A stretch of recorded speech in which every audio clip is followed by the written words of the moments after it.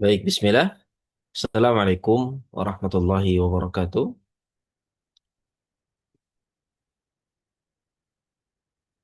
Innal hamdalillah nahmaduhu wa nasta'inuhu wa nastaghfiruh wa na'udzu billahi min shururi anfusina wa min sayyiati a'malina.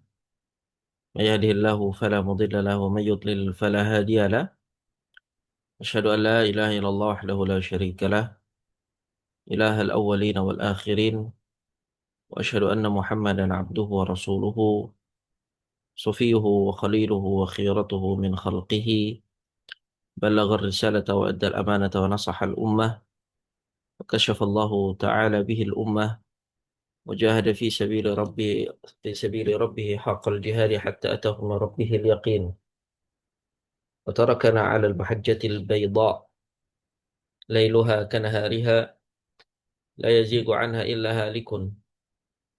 اللهم صل على محمد وعلى آل محمد كما صليت على إبراهيم وعلى آل إبراهيم إنك حميد مجيد. Baik, teman-teman yang dirahmati Allah Subhanahu wa taala, alhamdulillah wa syukurillah. Kita bersyukur kepada Allah Subhanahu wa taala atas segala limpahan karunia nikmat yang Allah Azza wa Jalla berikan kepada kita. Dengannya kita meminta dan memohon kepada Allah Subhanahu wa taala dengan semakin banyaknya limpahan karunia dan kenikmatan yang Allah berikan kepada kita menjadikan kita semakin dekat kepada Allah Tabaraka wa taala. Salawat serta salam semoga selalu tercurahkan dan terlimpahkan kepada Nabi Muhammad sallallahu alaihi wasallam, kepada para sahabat dan keluarga beliau ila yaumiddin. Baik teman-teman yang dirahmati Allah Tabaraka wa taala, pada kesempatan kali ini biidnillahi tabaraka wa ta'ala kita akan melanjutkan kembali bahasan dalam kitab Sahih Fikih Sunnah karya Syekh Abu Malik Kamal Ibn Sayyid Salim dalam pembahasan kitab At-Taharah. Di pembahasan yang akhir kita telah memasuki suatu pembahasan terakhir di halaman 252 pada sunnah-sunnah mandi. Apa yang menjadi pembahasan kita ini merupakan apa yang dikumpulkan oleh al-muallif di dalam kitabnya tentang hal apa saja yang menjadi sunnah ketika seseorang itu mandi junub. Dan ini semua merujuk kepada dua hadis yang menjadi umdah, menjadi rujukan, menjadi tiang, menjadi asas, menjadi dasar dalam pembahasan ini, yaitu hadis Aisyah dan hadis Maimunah. Tentu tidak ada yang menceritakan bagaimana mandinya Nabi Shallallahu Alaihi Wasallam kecuali istri-istri beliau. Dan ini merupakan fadilah keutamaan yang dimiliki oleh Ummahatul Mukminin radhiyallahu taala anhun, dan ini menunjukkan kepada kita bahwasanya di antara para Ummahatul Mukminin terdapat keutamaan yang berbeda antara satu dengan yang lain. Sehingga dari sekian banyaknya hadis-hadis yang sampai kepada kita, maka dua hadis ini merupakan hadis yang paling utama di dalam bab ini. Tidak ada hadis lain yang dapat menyaingi kedua hadis ini. Kenapa? Karena hanya keduanya lah yang menyifati kepada kita secara detail bagaimana mandinya Nabi Shallallahu Alaihi Wasallam dari awal hingga akhir. Dan kalau kita perhatikan dengan seksama, maka kita akan dapati bahwasanya ada perbedaan, ya, walau tidak signifikan, di antara dua tata cara mandi Nabi Shallallahu Alaihi Wasallam dari apa yang dituturkan oleh Aisyah radhiyallahu taala anha dengan Maimunah radhiyallahu taala anha. Baik, kita akan ulangi di pembahasan 251 karena tadi di 252 itu di pertengahan pembahasan. Kita akan ulangi di halaman 251 tentang sunnah-sunnah mandi, tata cara mandi yang sempurna. Baik, saya minta kesediaannya kepada Akhi Heri Ismanto. Hadir. Ya Ustaz, Alhamdulillah Ustaz. Nah, barakallahu fiik. Silakan dibaca di halaman 251, sunah-sunah mandi, tata cara mandi yang sempurna. Baik Ustaz. Bismillah. Sunah-sunah mandi. Tata cara mandi yang sempurna. Rujukan dalam masalah ini adalah dua hadis, yaitu yang pertama hadis riwayat Aisyah yang menerangkan sifat mandi Nabi Shallallahu Alaihi Wasallam. Kana idza kana idza tasala minal janabati bada'a bada'a faghsala yadayhi summa yatafaddau kama yawat yatawaddau lis-salati summa yudkhilu asabi'ahu fil ma'i fayukhall fayukhallilu biha usula sya'rihi summa yasubbu wa fi riwayah hatta idza dhanna annahu qad arwa basharatahu afad ala ra'sihi thalatha hurufin biyadaihi summa yufidul ma'a ala jildihi kulli, yang artinya apabila beliau sedang mandi junub, beliau memulai dengan mencuci kedua tangannya kemudian berwudu seperti wudunya untuk sholat. Berikutnya beliau memasukkan jari-jari tangannya ke dalam air. Dengan itu beliau menyela-nyela akar rambutnya. Kemudian menuangkan air dalam riwayat lain sampai ketika beliau menganggap sudah mengenai seluruh kulit kepalanya. Beliau mengguyur kepalanya sebanyak 3 kali cidukan dengan tangannya, lalu mengguyur seluruh tubuhnya. Nah, barakallahu fiik wa ahsanallahu ilaik. Ini hadis pertama, hadis Ummul Mukminin Aisyah radhiyallahu taala anha. Di dalam riwayat hadis ini, beliau radhiyallahu taala anha berkata, "Kana idza iktasala minal janabati." Apabila Nabi Shallallahu alaihi wasallam sedang mandi junub, maka yang pertama kali dilakukan oleh Nabi Shallallahu alaihi wasallam adalah bada'a faghasala yadayhi. Beliau akan memulai dengan mencuci kedua tangannya. Dan kita dapati ini juga dilakukan oleh Nabi Shallallahu alaihi wasallam ketika beliau hendak memulai untuk berwudu. Kenapa? Karena kita harus paham tentang kondisi yang dialami oleh Nabi SAW dan para sahabatnya ketika itu. Mereka untuk bersuci bukanlah dari keran, teman-teman. Ya, bukanlah dari keran. Dan Nabi SAW ketika itu, baik berwudu maupun mandi, beliau harus menciduk dari baskom atau bejana semisalnya. Nah, dilakukan oleh Nabi SAW sebelum memasukkan tangan beliau untuk menciduk air yang ada di dalam bejana digunakan untuk bersuci, maka terlebih dahulu beliau mencuci kedua tangannya. Dan dalam beberapa riwayat, ya, khusus untuk masalah wudhu, Nabi SAW memerintahkan seseorang ya untuk mencuci tangannya sebelum berwudhu. Ilahnya apa? Li'annahu la yadri aina batat yaduhu. Karena dia tidak tahu di mana kedua tangannya itu bermalam. Bisa saja ketika dia sedang tidur, tangannya ini bermalam di tempat-tempat yang ya tidak semua orang itu suka, ya, atau tempat-tempat yang menjijikkan. Sehingga yang diperintahkan oleh Nabi Shallallahu Alaihi Wasallam adalah mencuci kedua tangan sebelum mencidukkannya ke bejana. Apa yang dilakukan pertama kali? Mencuci kedua tangan. Nah, ini sunnah. Thumma yatawaddau kama yatawaddau lis-shalah. Ketika kita berbicara sunnah, maka urutannya seperti itu. Kalau kita berbicara hanya rukun mandinya, apa yang wajib dari mandi wajib itu apa? Ya sudah, pembahasan sebelumnya di halaman 250. Meratakan air pada sekujur tubuh. Jadi kalau seseorang itu mandi dengan mengguyur air ke seluruh tubuhnya tanpa melakukan apa yang dilakukan oleh Nabi Shallallahu Alaihi Wasallam secara berurutan ini, di dua hadis ini, maka kita katakan mandinya sah. Nah, lakinnahu lam yusib as-sunnah, tapi dia tidak mengerjakan sunnah Nabi Shallallahu Alaihi Wasallam dalam mandi junub. Itu kalau berbicara tentang wajib. Wajibnya hanya sekedar meratakan air pada sekujur tubuh, ya.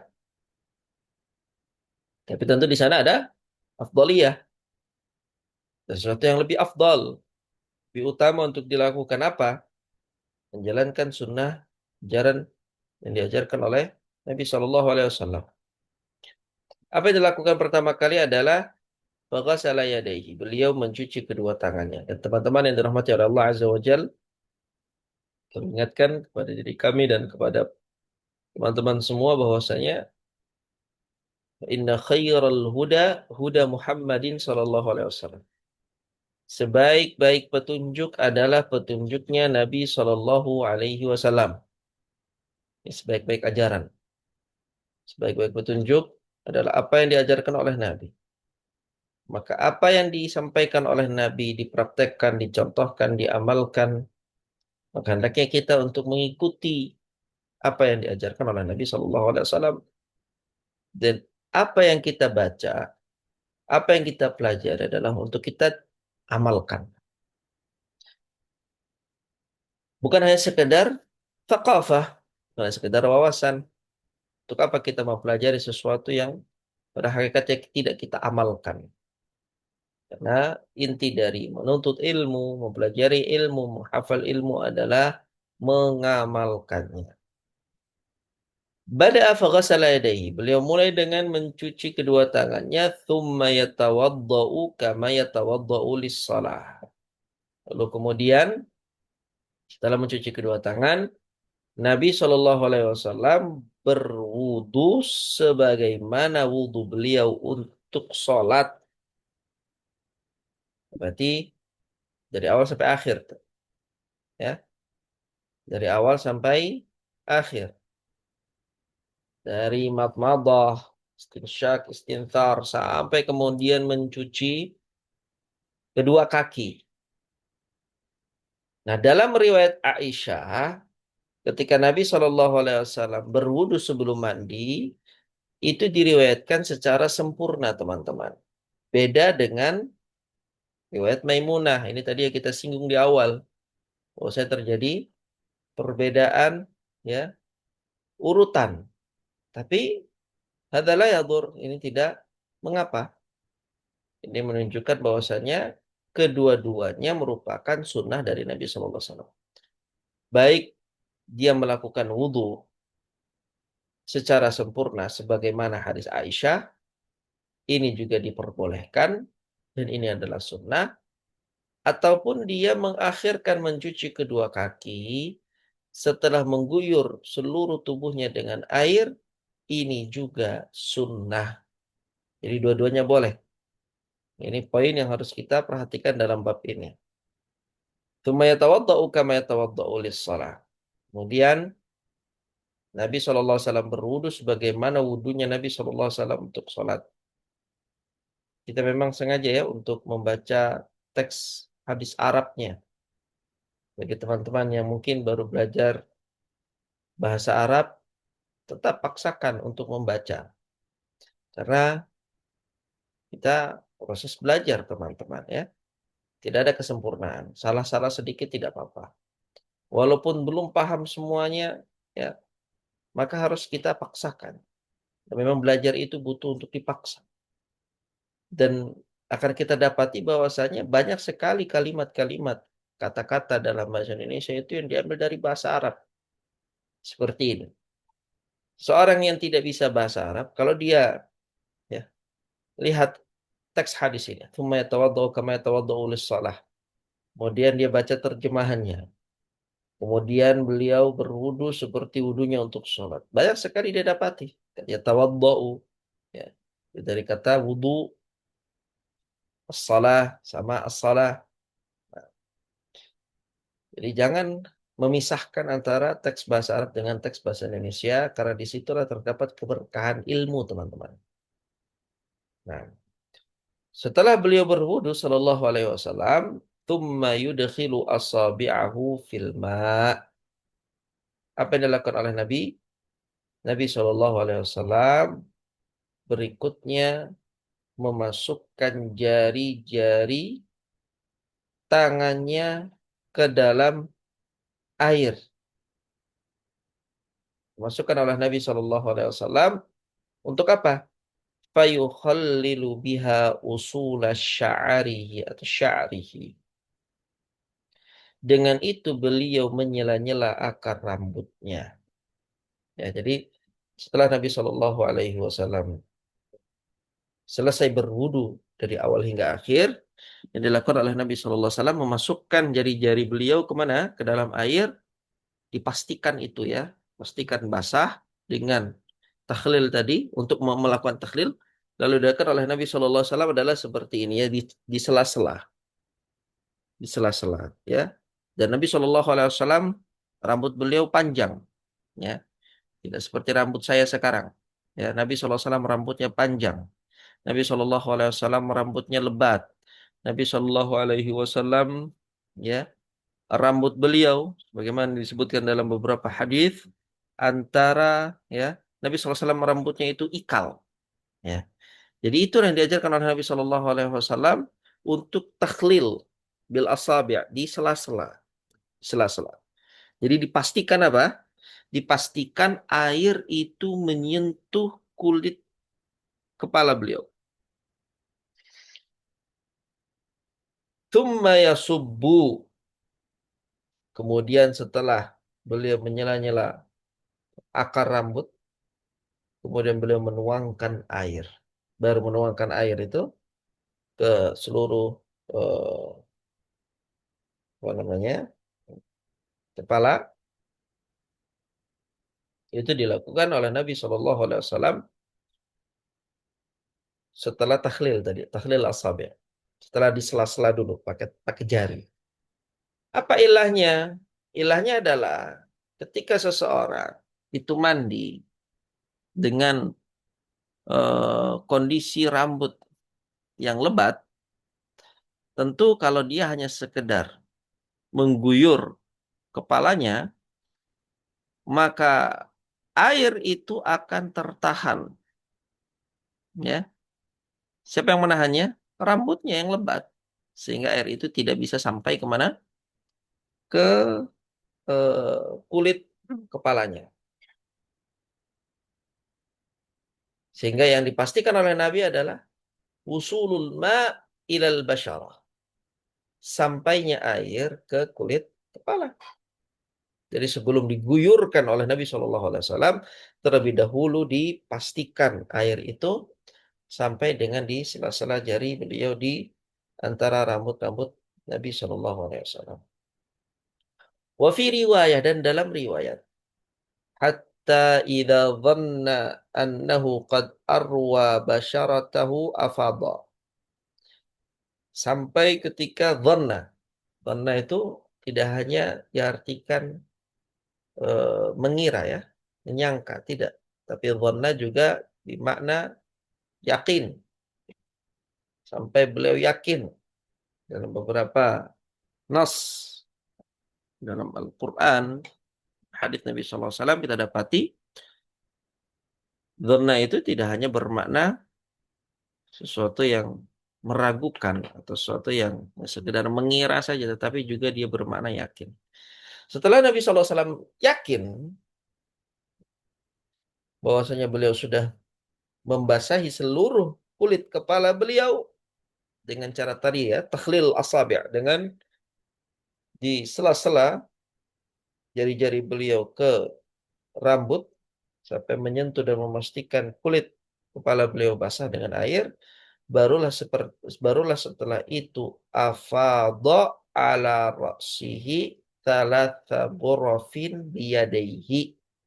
Barulah kemudian Nabi Shallallahu Alaihi Wasallam itu mengguyur kepalanya sebanyak 3 kali cidukan dengan tangannya. Ya, itu yang dilakukan oleh Nabi Shallallahu Alaihi Wasallam. Baru itu, ya. Nabi SAW mengguyurkan dengan apa? biyadaihi dengan kedua tangannya.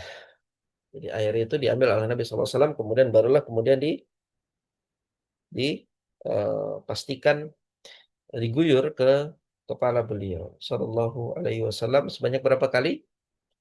3 kali guyuran atau 3 kali cidukan. Nah,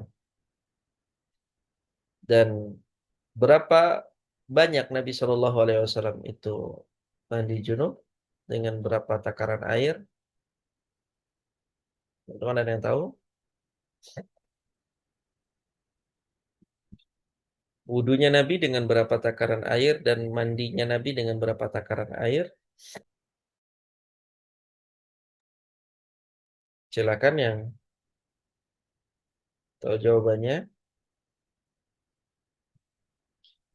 Dengan berapa Nabi wudu dan dengan berapa takaran Nabi mandi?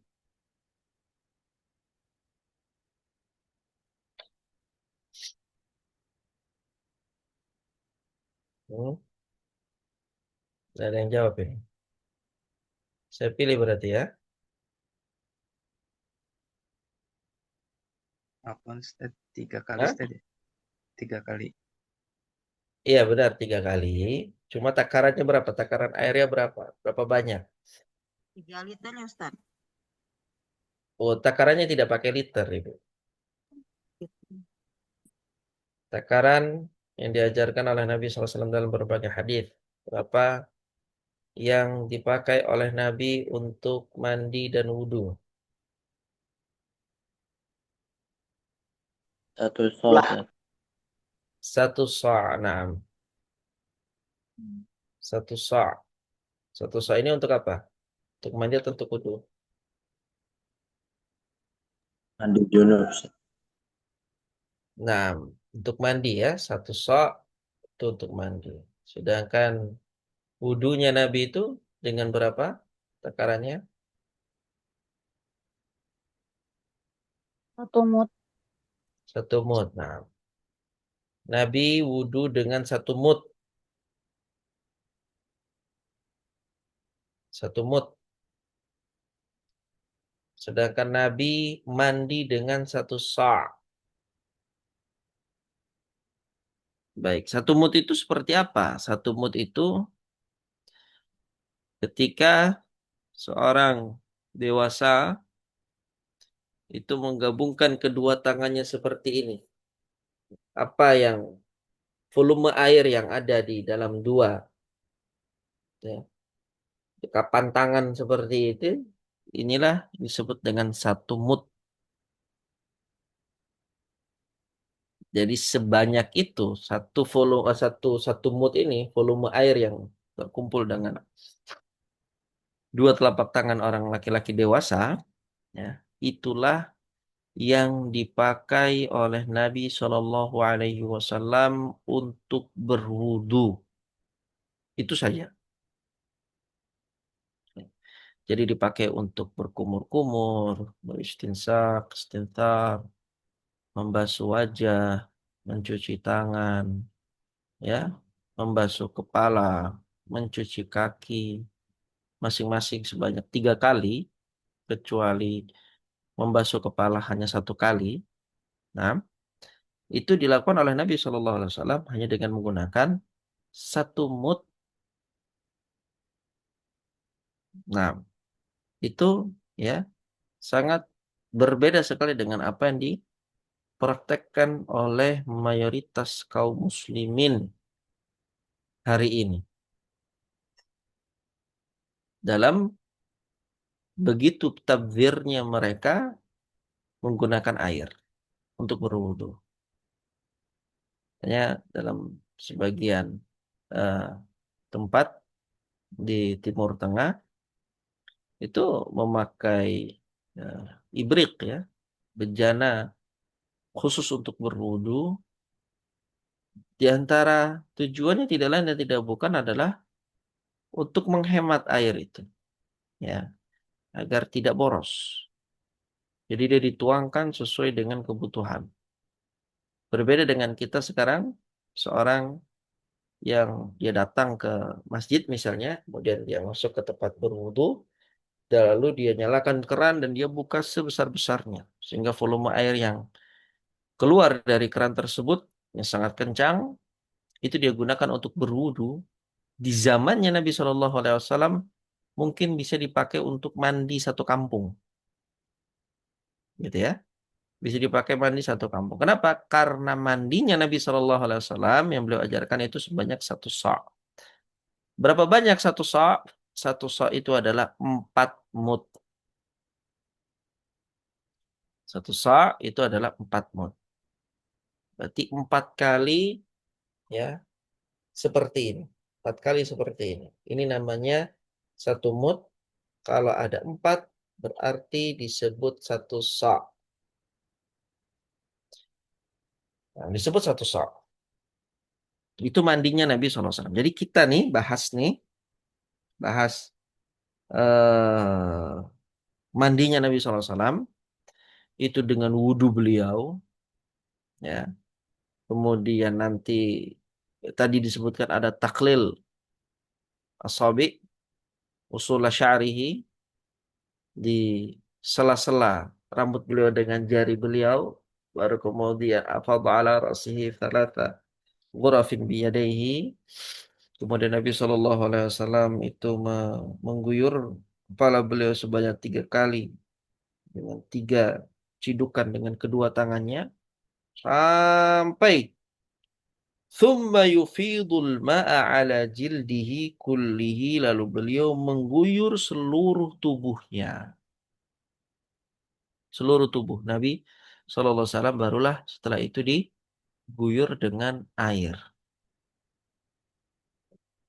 Jadi mandi junub, ya, atau silakan dengan mandi besar,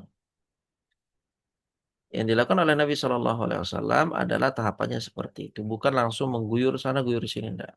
Iya benar, mengguyur sana mengguyur sini itu sah, gitu ya. Tapi ada urutannya yang diajarkan oleh Nabi Shallallahu Alaihi Wasallam, dan ini masuk dalam bab apa?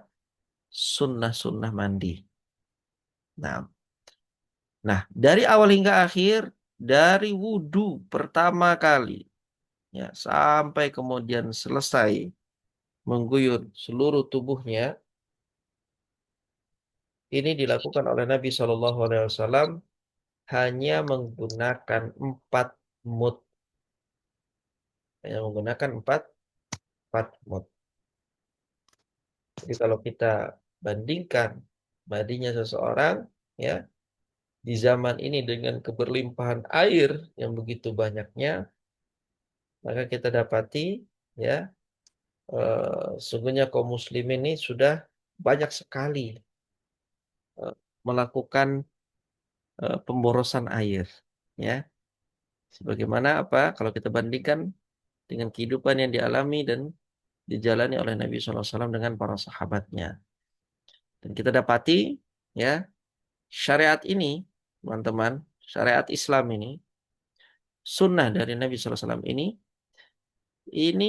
yantabiqu ala kulli makanin wa zaman. Bisa diamalkan, bisa dipraktekkan di seluruh tempat dan di seluruh waktu.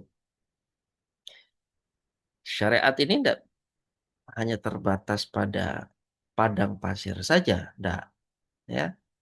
Syariat ini tidak hanya terbatas pada Nabi dan para sahabat saja ketika itu, tidak. Tapi syariat ini bisa diamalkan di belahan berbagai dunia, di waktu kapanpun itu. Ya, semua syariat yang ada di dalam Islam yang dibawa dan diajarkan oleh Nabi SAW itu dapat diamalkan dimanapun dan kapanpun. Ini menunjukkan akan apa? Kesempurnaan syariat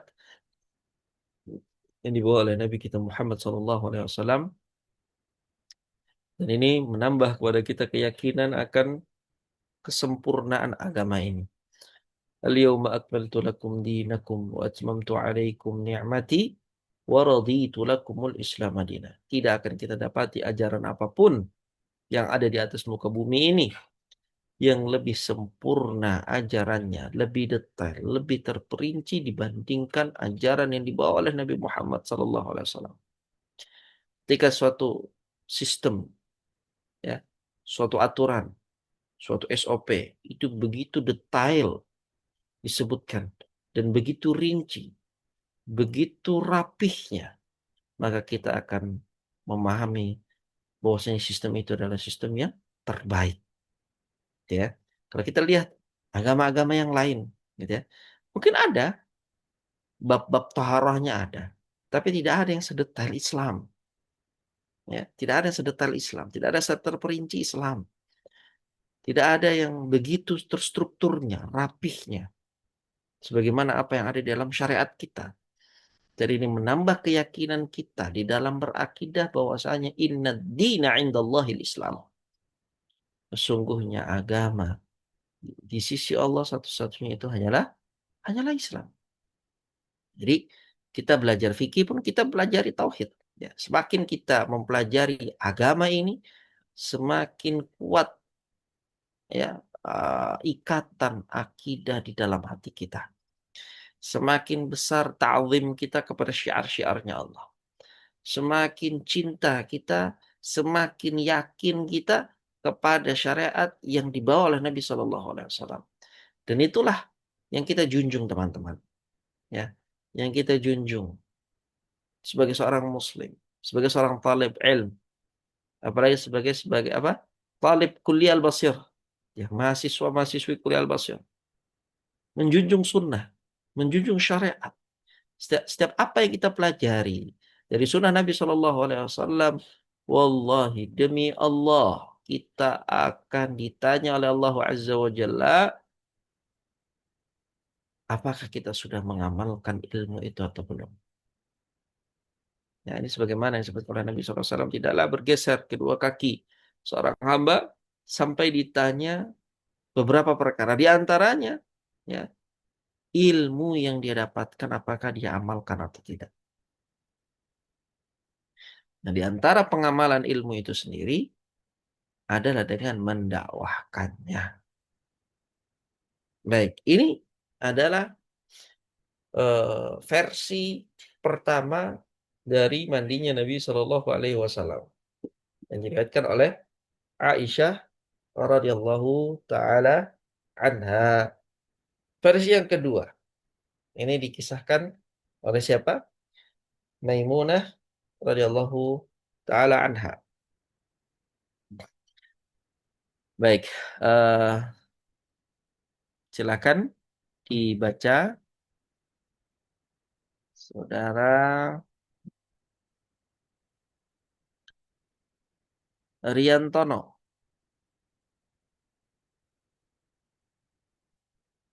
Nah, teman-teman lain yang sampai saat ini belum muncul dan belum nampak, silakan untuk menampakkan dirinya. Belum terlihat di kamera, silakan untuk hadir. Yang belum membuka kameranya silakan dibuka. Nah, Kedua, hadis riwayat Maimunah, ia berkata, wada'tu lin nabiyyi sallallahu alaihi wasallam ma'an lil ghusli wa satartuhu fa ghasala yadayhi marrataini aw thalasan summa afragha biyaminihi ala shimalihi fa ghasala madhakirahu wa fi riwayatin farjahu wa ma asababahu minal adha summa zalaka yadahu bil ardi au bil haiti summa ghasalaha summa tamadmada wastanshaqa wa ghasala wajhahu wa yadayhi wa ghasala ra'sahu summa sabba ala jasadihi summa tanaha wa ghasala qadamaihi fanawaltuhu khirqatan faqala biyadihi hakadha walam yuridha, yang artinya Aku meletakkan air untuk mandi Nabi Shallallahu Alaihi Wasallam dan menutupi beliau. Beliau membasuh kedua tangannya sebanyak 2 atau 3 kali, lalu menuangkan air dengan tangan kanannya ke tangan kirinya. Lalu beliau membersihkan sekitar kemaluannya. Dalam riwayat lain membersihkan kemaluan dan bagian yang terkena kotoran. Kemudian beliau menggosok tangannya dengan tanah atau dengan dinding. Lantas beliau mencucinya. Beliau kemudian berkumur-kumur dan menghirup air dengan hidung, membasuh muka dan kedua tangannya, lalu membasuh kepalanya. Kemudian mengguyurkan air pada tubuhnya. Kemudian beliau menepi dan membasuh kedua kakinya. Aku kemudian menyodorkan kain. Beliau mengisyaratkan dengan tangannya demikian. Maksudnya beliau tidak menginginkannya. Baik, barakallahu fiik wa ahsanallahu ilaik.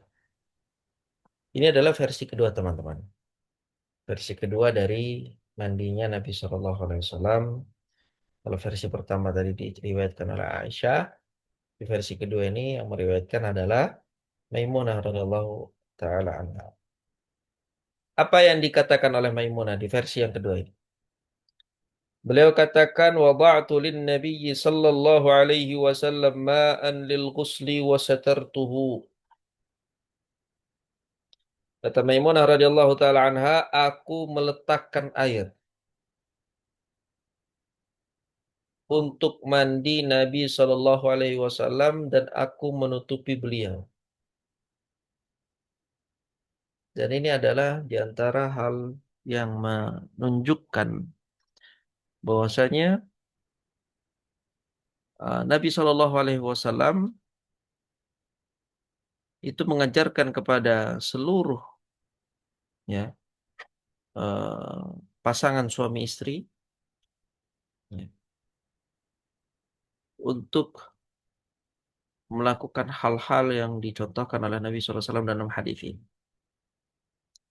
Apa di antaranya? Ya benar, Nabi Shallallahu Alaihi Wasallam sebagaimana disebutkan oleh Aisyah dalam hadisnya kana fi mihnati ahlihi. Nabi Shallallahu Alaihi Wasallam itu ketika berada di dalam rumah beliau membantu pekerjaan istrinya. Benar. Nah, Shallallahu Alaihi Wasallam. Kalau Nabi Shallallahu Alaihi Wasallam itu berada di dalam rumah, Nabi Shallallahu Alaihi Wasallam melakukan ya pekerjaan-pekerjaan rumah. Benar. Nah, tapi ada satu yang harus diingat. Kata Aisyah radhiyallahu taala anha, ketika azan berkumandang, maka Nabi Shallallahu Alaihi Wasallam akan segera meninggalkan rumah dan sholat. Ini yang pertama. Kemudian yang kedua, apa yang dilakukan oleh Nabi Shallallahu Alaihi Wasallam ini adalah bentuk kemuliaan dan kebaikan dilakukan oleh seorang suami kepada istrinya. Tapi ada juga di sana bab-bab di mana Nabi Shallallahu Alaihi Wasallam mengajarkan rumah tangga itu dengan apa? Pelayanan. Dan di sini kita dapati bahwasanya Maimunah radhiyallahu taala anha melayani Nabi Shallallahu Alaihi Wasallam sampai dalam hal yang kecil. Apa itu? Menyiapkan air untuk mandi suaminya, yaitu Nabi Shallallahu Alaihi Wasallam. Itu disiapkan oleh siapa? Maimunah. Dan tidak cukup sampai di situ, bahkan Maimunah radhiyallahu taala anha itu sampai menemani Nabi Shallallahu Alaihi Wasallam untuk mandi. Disebutkan di sini wasatartuhu, dan aku pun menutupi Nabi Sallallahu Alaihi Wasallam untuk mandi. Tidak ada di ketika itu apa namanya pintu khusus kamar mandinya, tidak ada. Ya, Nabi Sallallahu Alaihi Wasallam ditutupi. Dalam beberapa riwayat juga disebutkan ketika Nabi qadaul haja itu ditutupi. Bahkan disebutkan dalam beberapa riwayat yang menemani Nabi Sallallahu Alaihi Wasallam itu anak kecil, itu Anas bin Malik, itu disebutkan membawa satu tombak dan kain. Apa gunanya? Untuk menutupi Nabi Sallallahu Alaihi Wasallam qadaul haja. Dan kita harus paham di mana Nabi hidup. Nabi hidup di tengah padang pasir, gitu ya. Beda dengan kondisi geografis kita di Indonesia yang penuh dengan hal-hal yang menghalangi seseorang ketika qadaul hajah. Tapi di sana tidak ada apa-apa, ya. Jadi mudah saja terlihat. Baik, syahidnya apa? Syahidnya bentuk keromantisan rumah tangga Nabi Shallallahu Alaihi Wasallam, ya, adalah seorang istri yang menyiapkan kebutuhan suaminya dalam hal-hal yang dibutuhkan oleh suami. Bahkan di akhir hadis ini, hadis Maimunah, Maimunah radhiyallahu taala anha itu akan membawakan apa? Khirqah, handuk. Jadi bukan Nabi ambil sendiri, enggak. Semua dilayani. Jadi menyiapkan air, ya, kemudian ditutupi, ditungguin mandi, sampai diambilkan handuk. Ini menunjukkan apa? Menunjukkan bahwasanya rumah tangga Nabi Shallallahu Alaihi Wasallam, ya, bagaimana seorang istri itu melayani suaminya ketika berada dalam rumah. Dan ini, ya, adalah hal yang tidak menafikan itu tadi hadis Aisyah, kana fi mihnati ahlihi. Enggak menafikan itu. Tidak menafikan, ya, Nabi SAW itu kalau bajunya robek, beliau jahit sendiri dengan tangan beliau. Enggak menafikan itu juga. Tidak menafikan kalau Nabi SAW sendalnya bolong, maka di, dijahit sendiri. Tidak menafikan itu. Nah inilah semua yang diajarkan oleh Nabi SAW, satu paket. Satu paket. Jadi jangan berat sebelah. Jangan kita pahami bahwasanya suami itu mengerjakan semuanya, lalu kemudian tidak ada daur dari seorang istri di rumah. Bukan begitu juga cara memahaminya. Dan juga bukan cara memahaminya istri melakukan semua sedangkan suaminya tidak ada turun tangan di situ. Ini juga tidak bisa dipahami seperti itu. Maka dalam hal-hal yang dasar saja apalah, ya, beratnya sebuah handuk bagi Nabi Shallallahu Alaihi Wasallam, tapi beliau tetap meminta itu untuk diapakan, diambilkan oleh Maimunah. Walaupun di hadis ini Nabi tidak menginginkan handuk itu, Nabi tolak itu handuknya.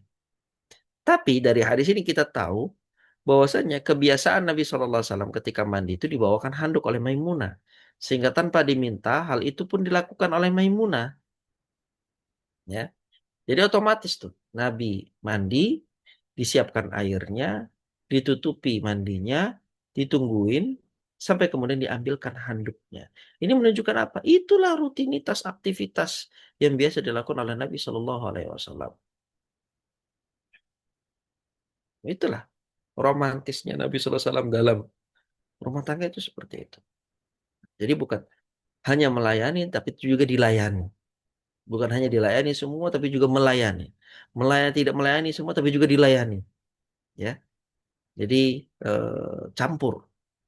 Nggak hanya satu warna, ya, tapi juga banyak warna dalam kehidupan rumah tangga Nabi Shallallahu Alaihi Wasallam.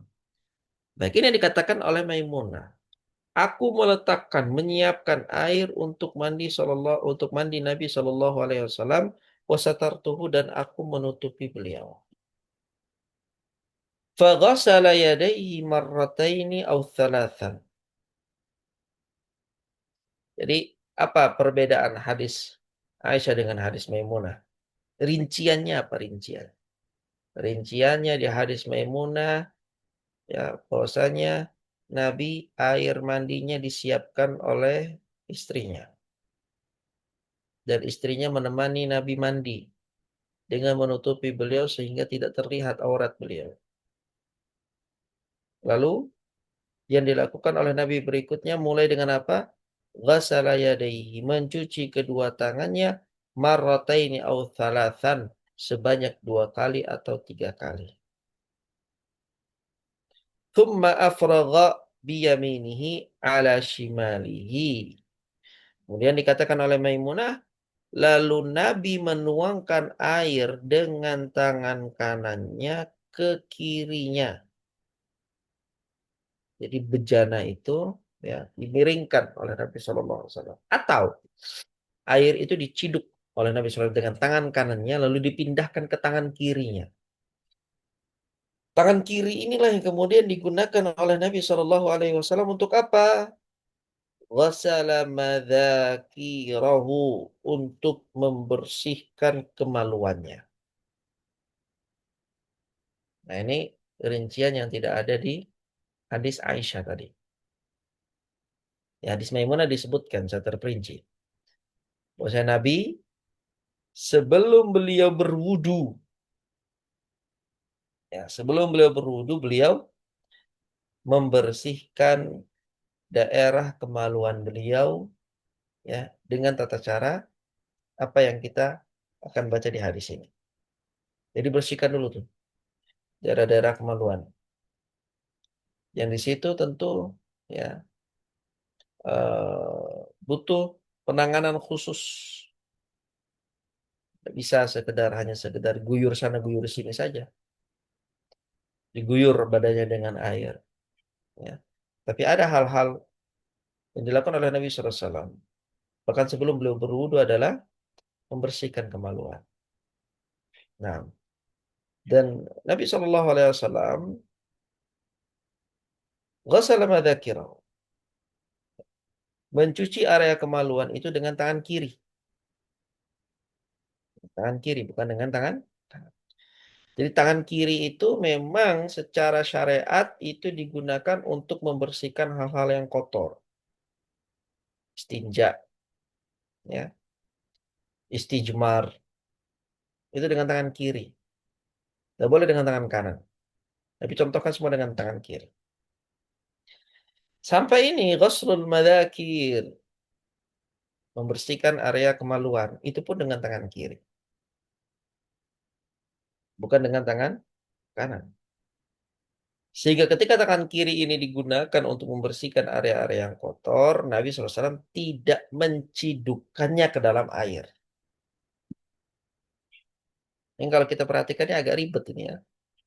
Nabi menuangkan dengan tangan kanannya ke tangan kirinya.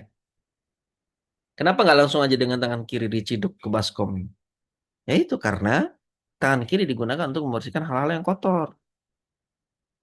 Dan itu tidak mungkin Nabi langsung cidukkan tangan kiri beliau dimasukkan langsung ke dalam bejana. Bisa rusak semua air dalam bejana itu. Gitu ya. Baik. Faghasala madzakirahu wa fi riwayah farjahu wa ma asabahu minal adha. Dan Nabi SAW membersihkan area kemaluan beliau dan bagian-bagian yang terkena kotoran. Kotoran apa ini? Ya. Di antara adha di sini adalah cairan-cairan yang tersisa setelah hubungan badan. Di antaranya madhi, ya, madhi yang yang keluar baik itu dari laki-laki maupun keluar dari perempuan. Ya, sebagaimana laki-laki mengeluarkan madhi, wanita pun mengeluarkan madhi. Dan sudah kita bahas di pembahasan sebelumnya dalam kitab Thaharah di awal-awal pembahasan tentang Thaharah hakikiyah. Ya, Thaharah itu ada dua, ada Thaharah hakikiyah, ada Thaharah hukmiyah. Thaharah hakikiyah, hal-hal yang semua barang-barang benda-benda najis kita bahas sudah ya, secara terperinci di bab tersebut. Nah, di sini dijelaskan bahwasanya Nabi SAW mencuci semua itu dari adha. Adha di sini diantaranya apa? Diantaranya madhi. Ya. Karena kalau mani, ya, sebagaimana yang sudah kita bahas juga di pertemuan-pertemuan sebelumnya, mani ini tahir, yaitu suci ya. Mani itu hukumnya suci. Yang najis itu adalah madhi. Yang najis itu adalah madhi. Kalau mani itu tahir. Memang ada khilaf di antara para ulama apakah mani itu najis atau tahir. Ini sudah kita bahas di pertemuan sebelumnya. Nah, di antara para ulama yang menguatkan bahwasanya ini adalah tahir, mengatakan kalau seandainya mani itu najis, maka berarti kita diciptakan dari sesuatu yang najis. Tidak mungkin. Ya. Kita diciptakan oleh Allah Azza wa Jalla dengan wasilah mani. Dan mani, kalau kita katakan itu adalah najis, berarti kita tercipta dari sesuatu yang najis. Sehingga ini menguatkan pendapat para ulama yang mengatakan bahwasanya mani itu adalah tahir. Mani itu adalah tahir. Yang najis apa? Yang menajis itu muqaddimah, cairan-cairan yang keluar saat muqaddimatul jima'. Ya, awal-awal perangsangan terjadinya syahwat. Nah, cairan-cairan itulah yang kemudian najis. Ya, atau disebut dengan istilah apa tadi? Madhi. Baik. Inilah yang kemudian dilakukan oleh Nabi SAW, memastikan tuh cairan-cairan itu. Walaupun sudah mengering, tetap dia harus dibersihkan. Tetap harus disucikan. Jadi sebelum Nabi berwudu, Nabi bersihkan dahulu area kemaluan beliau. Baik. Tadi dengan tangan apa, teman-teman? Tangan kiri. Kemudian kata Maimunah apa? Kata Maimunah radhiyallahu anha, "Tsumma dalaka yadahu bil ardi au bil haiti."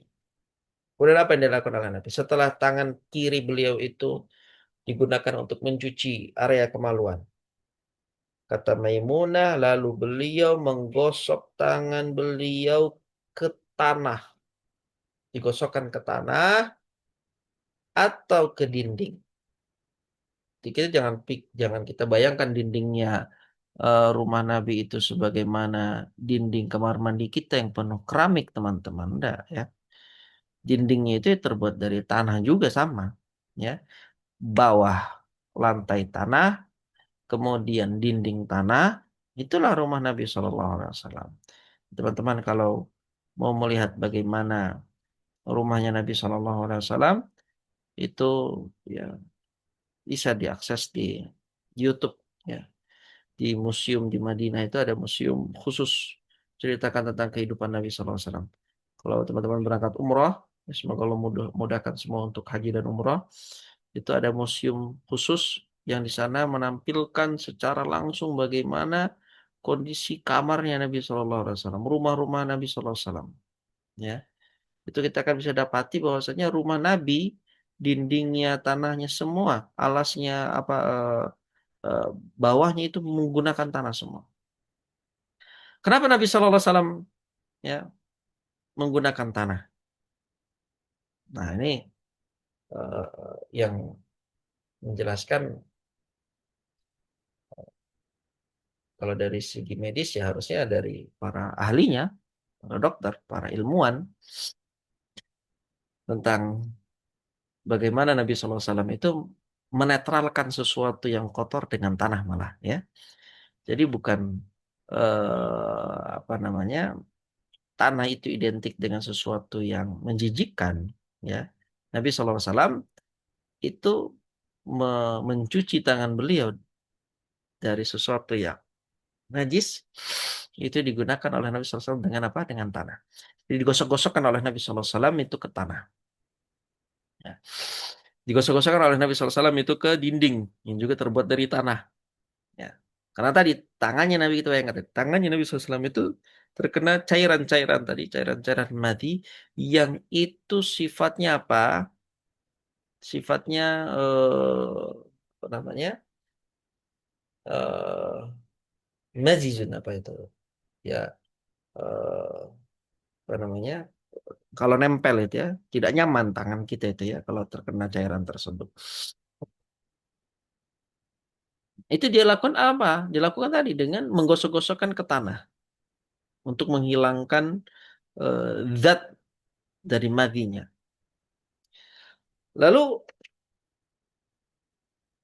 kata Maimunah radhiyallahu taala anha, "Tsumma ghasalaha." Kemudian Nabi SAW baru mencucinya. Nah, ini penggabungan antara tanah dengan air. Itu digunakan untuk membersihkan tangan Nabi SAW yang terkena kotoran najis. Tsumma tamadmada wastansyaqa, barulah kemudian Nabi kumur-kumur, barulah kemudian Nabi istinsyak, memasukkan, menghirup air, kemudian mengeluarkannya istinsyak dan istinsar melalui kedua hidungnya, melalui dua lubang hidungnya. Wa ghassala wajhahu, Nabi mencuci wajahnya, wa yadayhi, mencuci kedua tangannya, wa ghassala ra'sahu, Nabi SAW membasuh kepalanya, tsumma sabba ala jasadi. Hanya perhatikan nih. Di hadis Maimunah, setelah berwudu, ya, sampai ke kepala, membasuh kepala.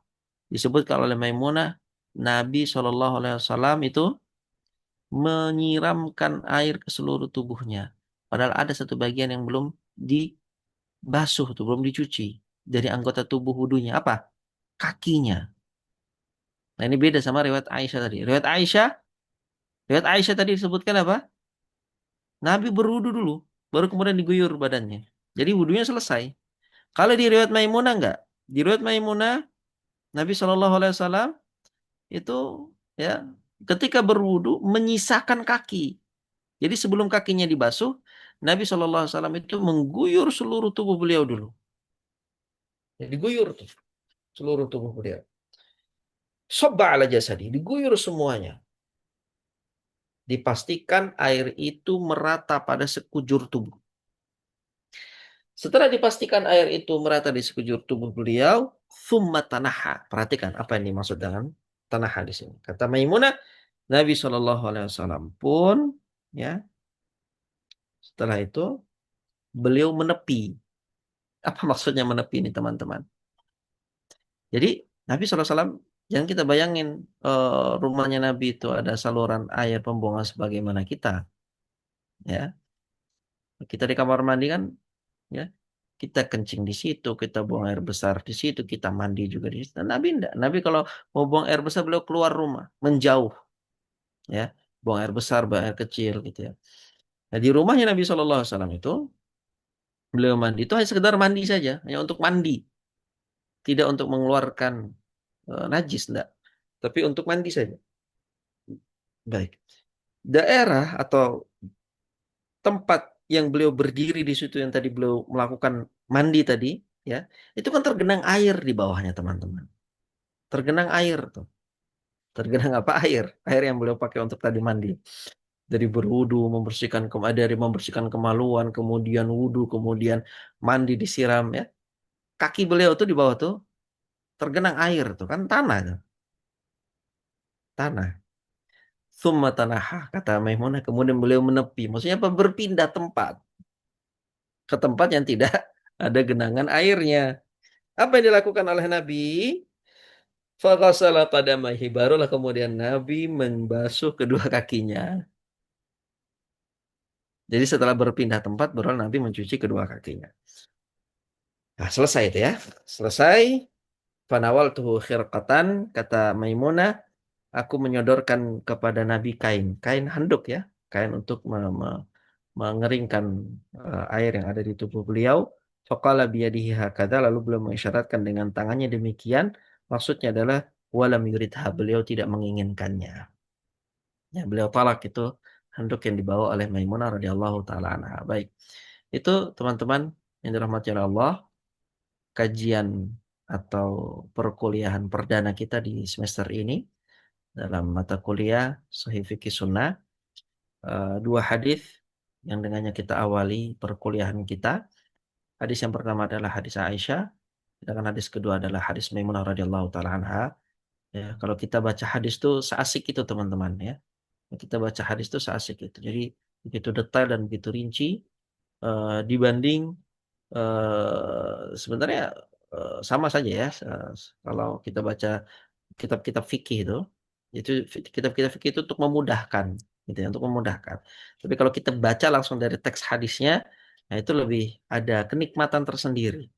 Ya, apa yang dilakukan oleh Nabi SAW secara terperinci, dan apa yang diceritakan oleh sahabat, apa yang diceritakan oleh istri Nabi SAW, itu ada hal-hal yang memang tidak terdapat di kitab-kitab fikih itu. Ya, nah, baik. Ini yang dapat kita bahas pada pertemuan kali ini. Ke depannya, Ana minta kepada teman-teman untuk selalu beriltizam dengan apa yang sudah kita sepakati. dalam perkuliahan untuk aktif membuka kamera, ya, menghadirkan kehadiran itu seutuhnya 100%, ya, karena apa yang kita lakukan dalam pertemuan kita selalu di jam 3 sampai jam 4 itu kita berada dalam thalabul ilm, dan thalabul ilm itu ada adabnya, ada akhlaknya, ya. Itu yang kita jaga untuk keberkahan ilmu kita. Tafihuna sallallahu ala Muhammad wa ala alihi